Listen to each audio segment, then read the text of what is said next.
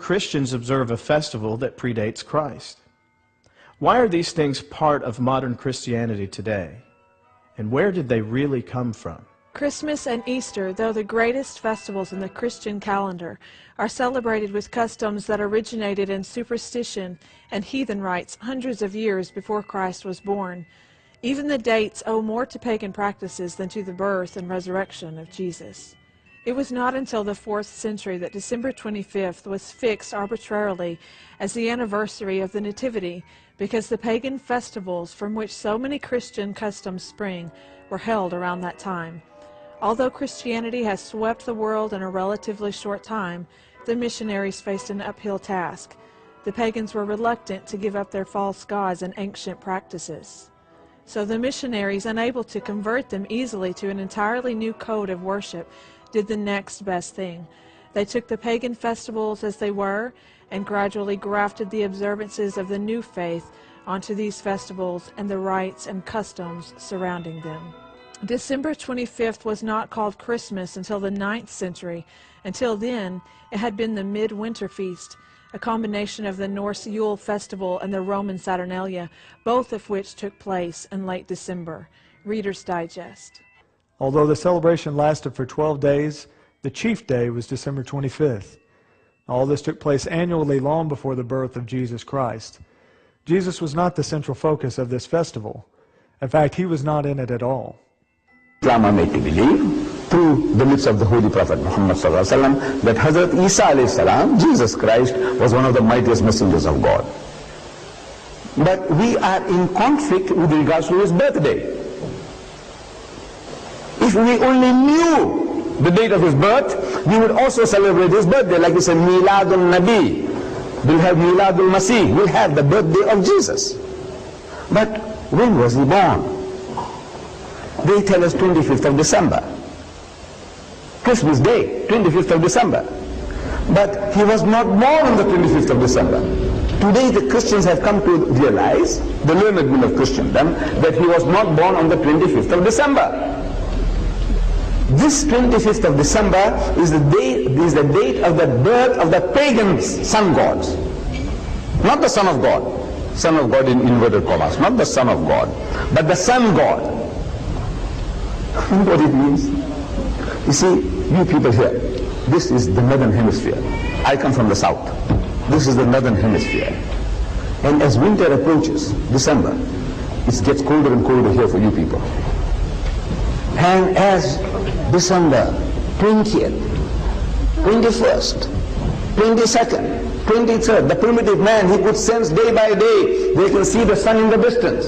Far away, it's going east to west, further and further away, and it's getting colder and colder. So they personify that the devil is eating up the sun. So they start beating drums and start offering prayers that the sun may not be swallowed up, because if it gets swallowed up, they'll be finished for good. 24th of December, the equinox, and now you see the 25th. Those primitive people in the northern hemisphere, they could sense the variation in temperature day by day. 25th, they can see the sun coming back into its own. In other words, the sun has now come out supreme. It has not been, the devil didn't swallow up the sun, it's coming back. So that is the date of the birth of the sun god. Sun god, the sun has come back into its own. They celebrated Christmas. Birth of, not Jesus Christ, the birth of the sun god, Baal, Horus, Apollo, Astarte. All these were the sun gods worshipped in the Mediterranean region, and their birthday was the 25th of December. So when the people became Christianized under Constantine, they accepted that birthday of the sun as the birth of the Son of God, in inverted commas. So it is not the birthday of Jesus. Saturn was worshipped as the god of seed and sowing and was honored December 17th through the 23rd. So where did we get December 25th? It was when the worship of Sol Invictus, the sun god, was added. Many European countries have a long tradition of celebrating the feast day of St. Nicholas on December 6th. Then St. Nicholas evolved into Santa Claus and got all tied up with Christmas. أما كلمة سانتا كلوز دي السانت كلوز دي لما المهاجرين الامريكان اخذوا جزء من الرفات بتاعته القديس نيقولاوس وراحوا امريكا فتحرفت من سانت نيقولاوس الى سانت كلوز. But the reality is he became a secular image. Not a creature was stirring, not even a mouse. American writers and advertisers helped disseminate a new myth that made no mention of the jolly old saint's religious connections. We always talk about roots and being politically correct. Let's be politically correct about Santa Claus and give him his proper title. I believe that St. Nicholas and his tradition is something that needs to be recovered, and now.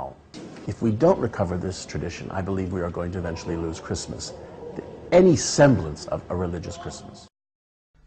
وهذه الدكاكين التي تتهيأ للاحتفال بهذه الكلمات التي تشعل فيها الأضواء بوناني، وهذه الطرطات، وهذا الأنواع من الحلوى التي تصمم خصيصا لتلك الليلة، وهذا الديك الرومي الذي لا يذبح إلا في هذه الأيام، وهذه الفواكه التي يعتاد بعض المسلمين على شرائها في بداية العام، وهذه الليالي التي يراد إحياؤها في هذه الأيام.